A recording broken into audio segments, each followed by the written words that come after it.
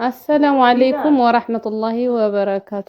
ውድና የተከበራችሁ ኢትዮጵያውያን ኤርትራውያን በመላ ዓለም ላይ የምትገኙ ዛሬ እኔን የመጣሁት ሁልጊዜ እንደ ጨዋታ ለሳቅ ሳይሆን የእርዳታ ጥሪ ላደርግ ነው። እቺ እህታችን በናዝሬት ከተማ የምትገኝ ነች። ያላትን ችግርና የደረሰባትን እሷ ካንደበቷ ትሰሙትና ያለውን ነገር ሸር ኮፒ ሊንክ በማድረግ ለሚመለከተው አካል እንድታደርሱልኝ በትህትና ጠይቃለሁ። አሰላሙ አለይኩም ሶፊ። ወአለይኩም ሰላም ወራህመቱላሂ ወበረካቱ። እኔ ሶፊ አህመድ ሙሂ እባላለሁ። የተወለድኩት አዲስ አበባ ነው። ያው እንደማንኛውም ሰው አረብ ሀገር ሄድኩኝና ሳውዲ አረቢያ ሄጄ እዛ የራያ ልጅ እዛ በስራ ምክንያት ራያ ልጅ አገባሁኝ። ራያ ኩኩፍቶ ነው የተወለደው። አህመድ መሐመድ ኑር ይባላል።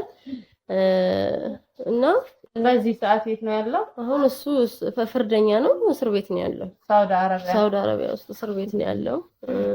እኔ ከመጣሁኝ ያው እሷን እርጉዞኜ የሶስት ወር እርጉዞኜ ነው ከዛ የመጣሁትኝ በውጡ ሰዓት ማለት ነው።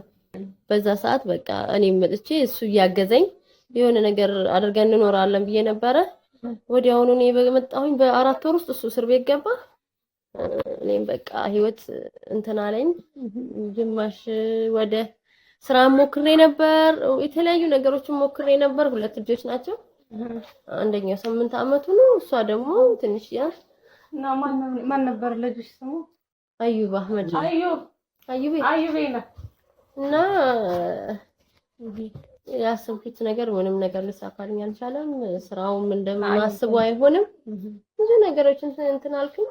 አሁንማ የመጨረሻ ሰዓት ደርሻለሁ። የቤት ኪራይ እንኳን የማጣበት ሰዓት ደርሻለሁ። ስራም ብዙ ነገሮችን ሞክሬ ነበር፣ አልተሳካልኝም። የባሌን ቤተሰቦች ያው እነሱም ያው ህይወት እንትን አላላቸውም መሰለኝ። በቃ ብዙም አንጠያየቅም እና እነዚህ ነው በቃ ቤተሰቦቼ። እቺ እናቴ ናት። አይኗ ከጊዜ በኋላ እሷ ነበረች የምታሳድግልኝ። እሱን ልኬላት ከጊዜ በኋላ አይኗ ተሸፍኗል። አባቴም ነጃሺ መስጊድ ጡረታ ነበሩ፣ ነጃሺ ይሰራ ነበር። አሁን ደግሞ ምንም ነገር ስራ የለም። እነሱ ጋር ተጠግቼ ነበረ እና ቤቷ በጣም እንደምታያት ጠባብ ናት። እዚህ ደግሞ በጣም ግቢው ልጆች በጣም ብዛት ስላሉ ከዚህም ከልጆች ጋር እንትን ሲሉ እዛ የሆኑ ሰዎች ጋር ተጠግቼ ነው ያለሁት። በአሁኑ ሰዓት ሰዎች ጋር ነው ተጠግቼ ያለሁት። ምንም ነገር በቃ የምሰራው ነገር የለኝም።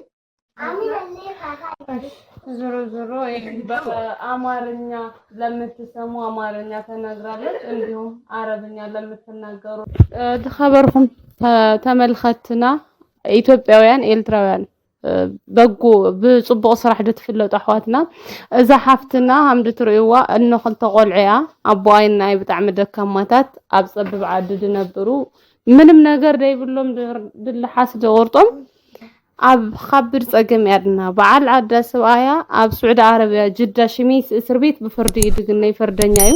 ሓጋዝ ሰብ የብላይ እና ብድኻልኩም ኢድ ካብኩም 5 10 ብድነኩም ትተሓበሩዋ ብትሕትና ንጥይቅ ስልኩ ቁፅራ ባንክ አካውንታት እናገረኩም ያ ካው ጽሕፍና አለ እናቅምጠልኩም ኢና ድንኹም ድተሓበርኩም ኣሕዋትና ሓደራኩም ዝረኹም ከይተሓልፉና እና ስልክ ቁጥርሽና አካውንትሽ 09 33 67 00 89 ስልክ ቁጥር 09 33 67 00 89 አካውንትሽ ንግድ ባንክ 1042 22 77 057 ሶፊያ አህመድ ሙሄ።